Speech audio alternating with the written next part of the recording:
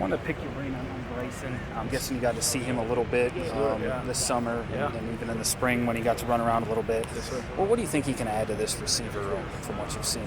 Yeah, I think Bryce's skill set really differs from anybody else we have out there. I mean, I think he's a really big body receiver that comes at you, and he's really like on you.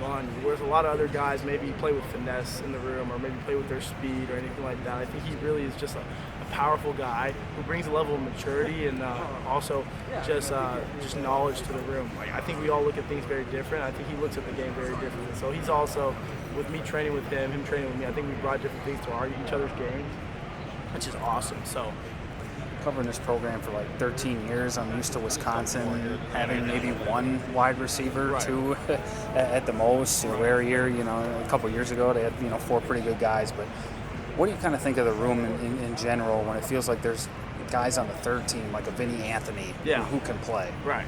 I mean, I think it's awesome. You have 9 guys, and it was very similar at the last program I was at.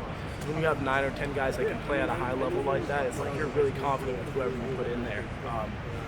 You're really confident with anybody that goes out there, so it's not like we have anybody that's a hazard, really, even anyone that's a hazard to put out there. Like, if anyone gets hurt, anyone goes down, God forbid, we have the opportunity to play anybody on the field. And so I think it also allows us to have a great level of competition in the room, and then also just everybody in there, in my opinion, has a chip on their shoulder. And I think that's an awesome thing to have. You have guys that are coming in to compete every single day and doing so at the best of their ability. You mentioned a chip on your shoulder. I want to ask you because people have seen like you like some tweets of, I don't know whoever. I'm guessing you don't know them writing you off. Do you have a chip on your shoulder? After maybe not playing as much as you thought you would as a freshman last season at USC. Yeah, definitely. I mean, I think that's one of the biggest attributes or things that God has given me is this ability to kind of remember things and not necessarily take it personal, but use it to my advantage.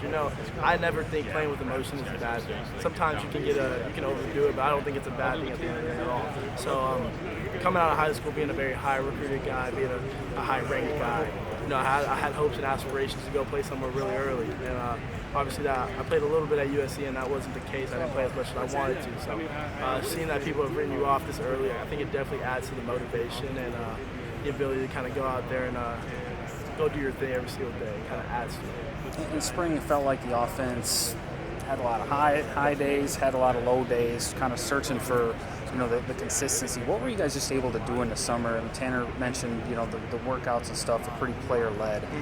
With you and the quarterbacks, what were you guys able to get accomplished this summer, you think, just in terms of getting to know each other and where you want the ball, how you're going to run routes, stuff like that, just to make sure timing's on point here at fall camp? I think with the receiver and the quarterback relationship, I think the one thing that we kind of determined was our identity. And our identity as a receiver core, as a quarterback core together was going to be, we're going to be this consistent group together. We're going to come out here and we're going to be the hardest working group.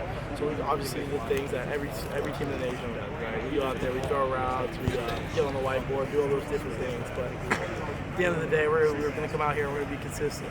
So I think we determined that early on, and I think we kind of strive for that in the spring. Go out there and be playmakers, and I think all the receivers, every time the ball's in the air, I think we have this certain type of pride where when the ball's in the air, I think it's our ball. And I think that's something we should carry with us throughout the season. And that's something we definitely took into summer. I think we've improved on. So. Can you have an off day with the number of receivers that are lining up to steal snaps right now? I mean, is that something that motivates you getting up at 6:30 in the morning in Platteville, Wisconsin? Definitely. I mean, every receiver, every person, every football player in this world is going to have an off day, right? And I don't think that should hold any of us back. I don't think any of us should take that personally. But at the end of the day, you don't want to have consistent off days, right? You don't have to have consistent bad days because it's going to put you behind the curve. So going out there and motivating yourself every single morning, you go out there and do the best you can and maybe finish every single play. Go out there with a chip on your shoulder every single play. And go out there and give it your all every single play. Being that we have so many receivers, I think it's only going to make us better, and I think it does add to the persona of the league.